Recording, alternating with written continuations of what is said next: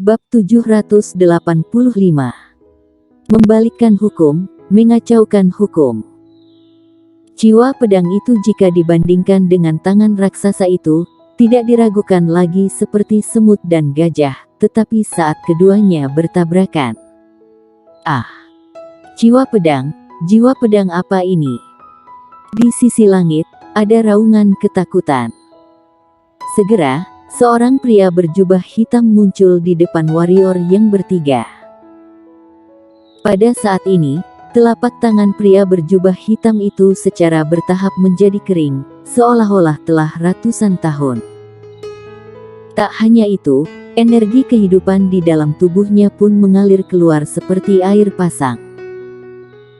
Pria itu awalnya terlihat sangat muda, tetapi pada saat ini, dia menua dengan kecepatan yang bisa dilihat oleh mata telanjang warrior yang bertiga. Bagaimana mungkin?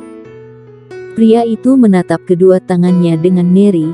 Pada saat ini, kedua tangannya tidak lagi berdarah, sudah tua seperti kayu kering.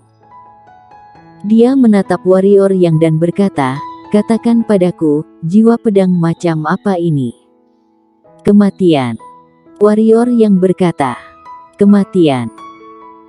Kebingungan muncul di mata pria itu.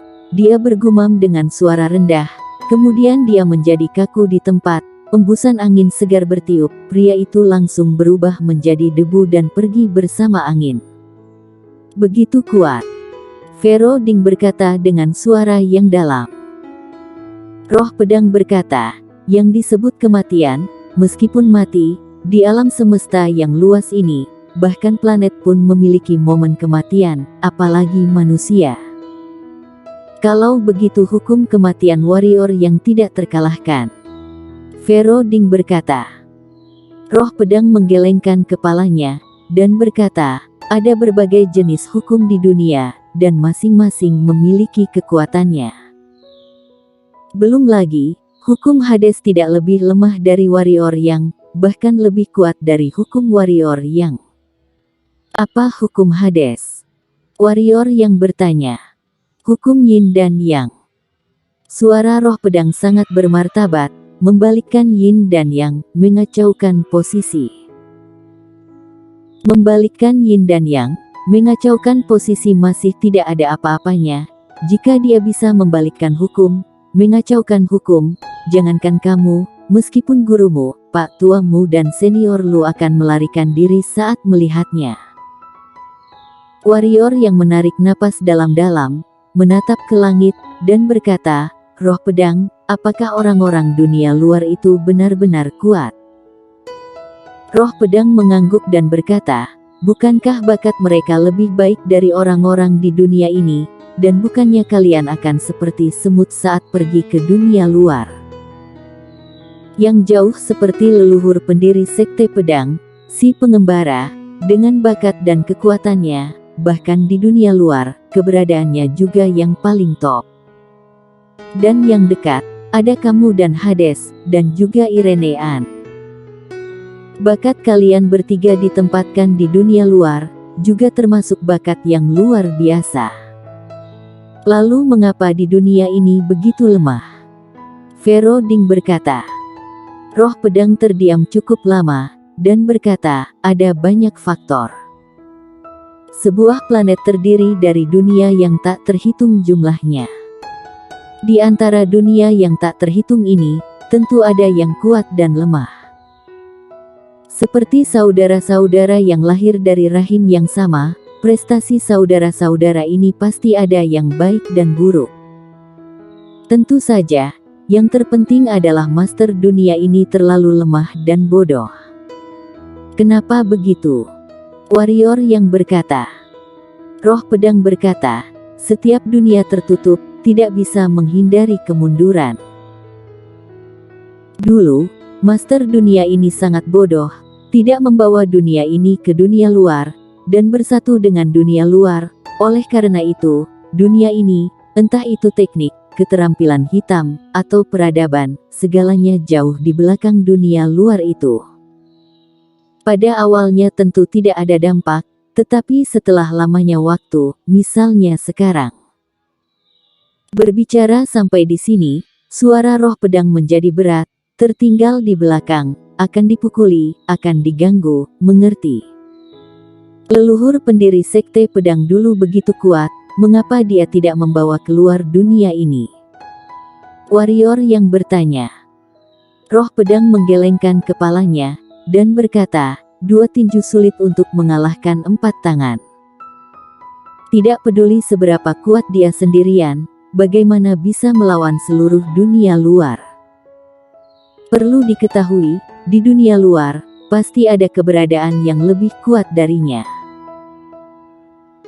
Dan seluruh kekuatan dunia luar bersatu padu untuk menghancurkan pendekar hitam spesies penentang, leluhur pendiri sekte pedang. Jika ingin membawa keluar dunia ini, itu berarti bertarung melawan kekuatan dan master yang tak terhitung jumlahnya di dunia luar. Jangankan dia, meskipun ada 10 orang seperti dia juga tidak cukup. Dia berbicara hal ini, roh pedang tiba-tiba berhenti, memandang warrior yang, dan berkata, kamu akan berakhir.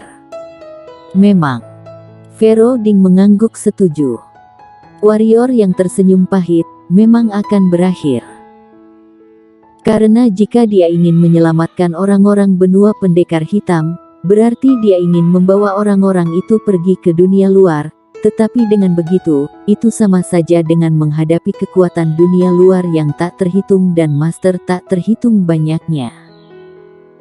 10 leluhur pendiri sekte pedang bahkan tidak berani melakukan, tapi dia melakukannya. Bukankah ini akan berakhir?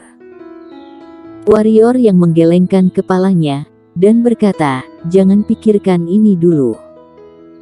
Apakah aku, dan benua pendekar hitam bisa hidup atau tidak, itu adalah sebuah masalah lain. Vero Ding mengangguk dan berkata, di dunia ini selalu ada jalan keluar, pasti akan ada solusi. Tidak ada langit lagi di dunia ini. Roh pedang berkata dengan dingin. Warrior yang tidak membuang waktu lagi, warrior yang bergegas menuju kota kuno suci. Saat ini, dia yang saat ini hanya mengubah penampilannya, rambutnya tidak berubah, masih seputih salju. Tentu saja, dia selalu menggunakan domain pedang domain untuk menyembunyikan auranya. Selama domain pedang tidak menahan serangan yang begitu kuat hingga tidak bisa ditanggung olehnya, dia tentu akan baik-baik saja. Di dalam perjalanan, warrior yang bertemu dengan mayat yang tak terhitung jumlahnya. Kematian mayat-mayat ini cukup menyedihkan. Menurut kata roh pedang, ini adalah tindakan sengaja pendekar hitam spesies penentang, agar mereka marah karena orang-orang yang mati tidak tenang ini.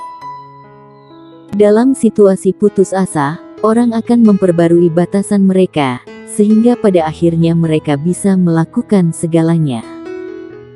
Jangan biarkan pendekar hitam spesies penentang pergi ke benua pendekar hitam. Dengan bantuan roh pedang, warrior yang masuk kota kuno suci kuno dengan selamat. Setelah masuk kota kuno suci, melihat situasi di kota kuno suci, warrior yang terkejut. Pada saat ini, kota kuno suci dipenuhi dengan mayat. Dan masih ada orang yang berkelahi di kota. Pendekar hitam spesies penentang sudah di sini. Warrior yang mengulurkan tangan dan meraih, seseorang di kejauhan jatuh ke tangannya. Pria itu memandang warrior yang dengan ngeri dan hendak berbicara, tetapi warrior yang berkata lebih dulu, apa yang terjadi? Pendekar hitam spesies penentang ada di sini. Tenggorokan pria itu bergerak, jelas terkejut karena warrior yang jika terus tidak berbicara, maka akan mati. Tangan warrior yang sedikit bertenaga.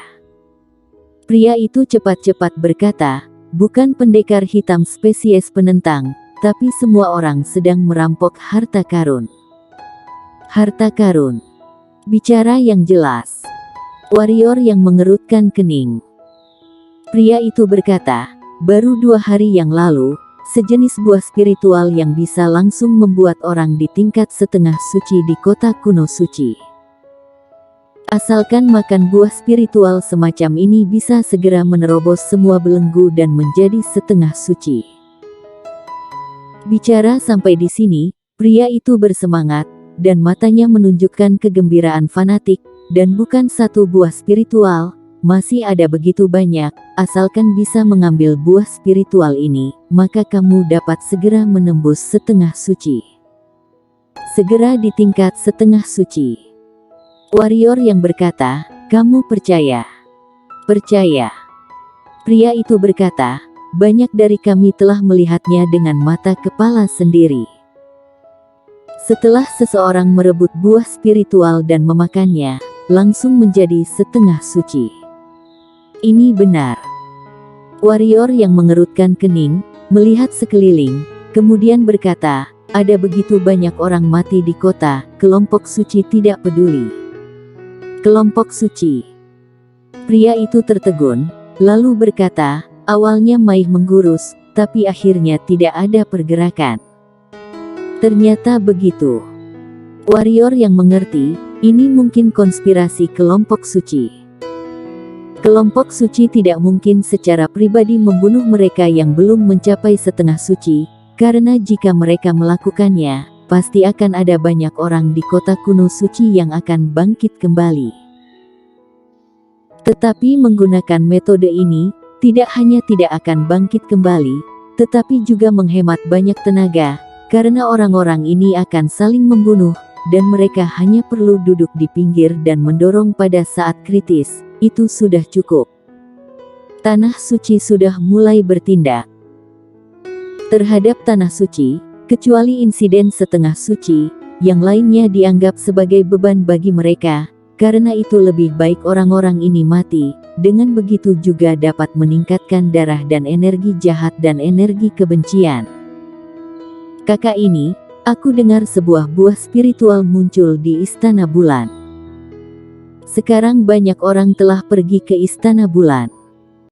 Dengan kekuatanmu, kakak, jika kamu bergegas pergi, mungkin buah spiritual itu akan menimpamu. Pria itu belum selesai berbicara, tiba-tiba, matanya berkedip, dan warrior yang sudah menghilang. Begitu kuat. Pria itu berkeringat dingin.